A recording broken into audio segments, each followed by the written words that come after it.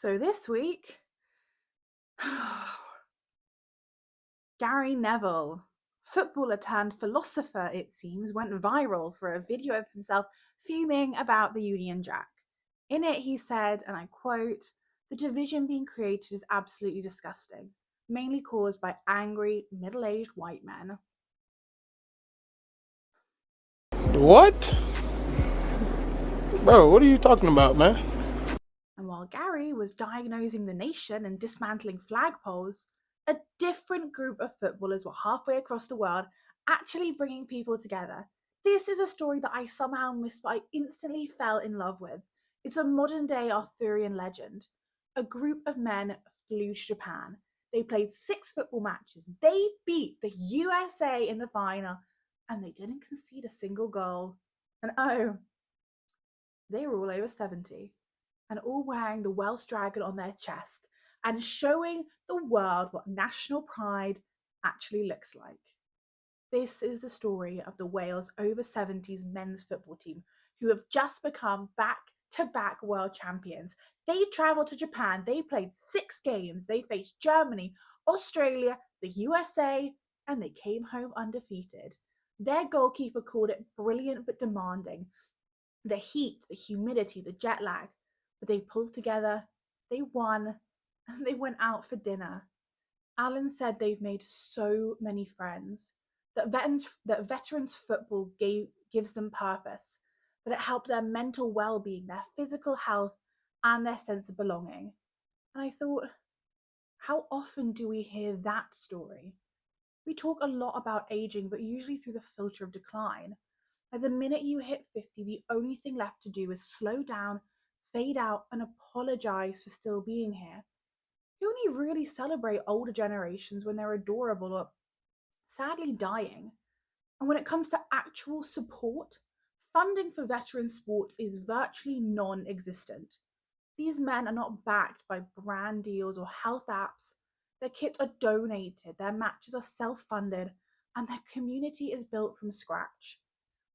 This shouldn't feel like an extraordinary story, but it does. Because we have a very real and very British problem: ageism. We act like opportunity is only for the under 30s. And once you hit a certain age, the doors close. No more career changes, no apprenticeships, no pivots, no passion projects, and no new starts. And if you miss the first train, well, that's it. Try again in your next lifetime. But what about the second starts? What about women who took time out to raise children and want to return to work at any age? What about men in their 50s and 60s who still have something to give but find that the doors are being constantly closed? We need a Britain that makes room for all of that, where every generation is visible, where someone at 45 and 55 or 70 who wants to change careers, start a project, return to the workforce is met with infrastructure, respect, and opportunity.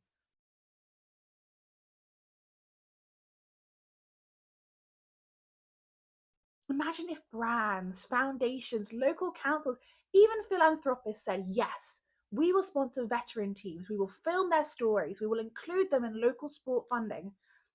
Because stories like this build bridges, heal fractures, and give people hope. We need more second starts, not just early finishes. So, Gary, you say that you're proud to have represented your country, and I believe you were. But maybe, just maybe, what you were proud of was the opportunity, not the country itself. Because pride in your country doesn't have an expiry date. It doesn't vanish when the match ends, it grows with you. It deepens, it evolves into something quieter, fuller, and stronger. These men simply showed up for each other, for their country, and for something bigger than themselves. That's the kind of patriotism that I believe in, and I think we need a little more of that. So to Alan Meacham, to Graham Miles, to the whole Welsh squad, thank you. You reminded me what it looks like when men age with grace and grit, when friendship doesn't fade after 40, when winning doesn't have an expiry date. The news cycle runs on rage bait and algorithmic outrage, but this story of men proudly representing their country in later years was too lovely not to share. Sometimes it feels like Britain's circling the drain, that decline is our only national pastime. But these men reminded me that the spirit of this country is still alive and kicking, quite literally. That the future of Britain belongs to all of us, no matter your age, accent, or postcode.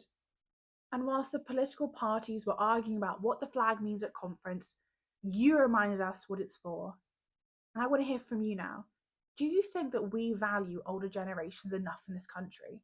Have we forgotten that second acts are still possible? And also, would you go and watch an over 70s football match? Because I hope that this is the start of something. Let me know what you think in the comments. And as always, please have a think about liking and subscribing. Thanks.